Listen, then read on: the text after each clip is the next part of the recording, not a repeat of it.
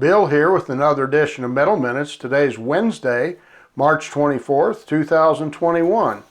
Well, we've had a paper smash going on earlier this week as they're selling paper into the Federal Reserve meetings and announcements that they were making. And so we've seen gold, even with that, gold's only down a quarter to 1740 in the past week. Silver's down 3% to 2540. Platinum is down 2% to 1192.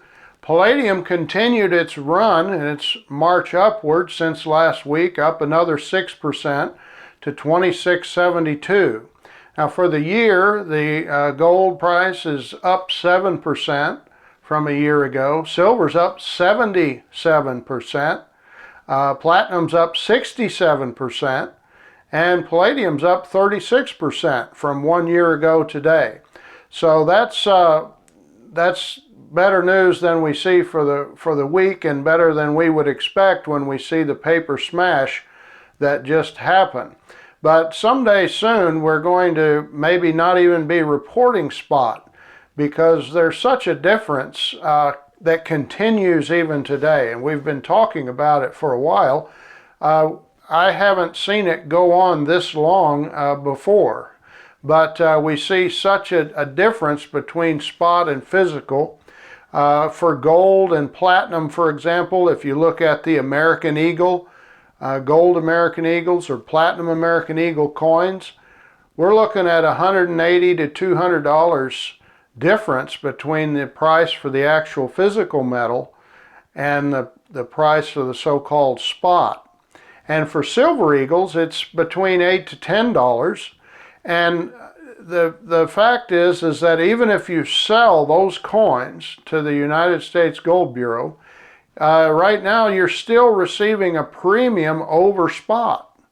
And so that just shows the difference and highlights the difference between what they announce as the spot price and what the physical price actually is.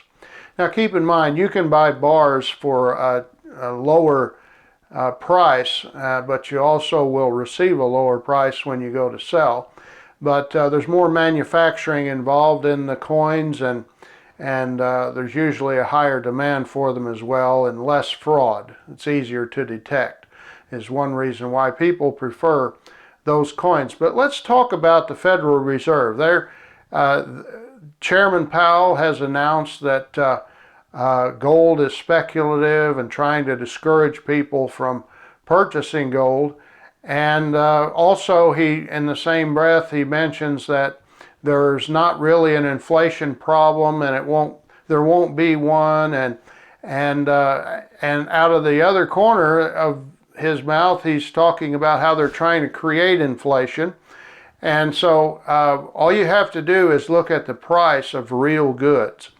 And there's a picture that perhaps you've seen of a pickup truck loaded with lumber from 2018, and they had $800 worth of lumber, really filled that truck up, squatted it down, the weight of the lumber, versus $800 worth of lumber today. And it's quite a difference. So we can see that in various sectors of the economy. And one of the best ways to protect yourself is from inflation.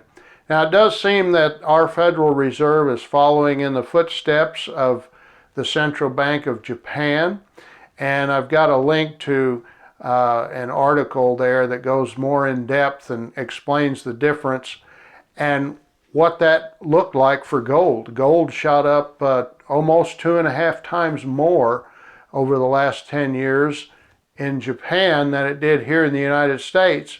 And now it appears that we're following in their footsteps. So that should be good for all of us who are precious metals investors. Thanks a lot, and we'll see you next week.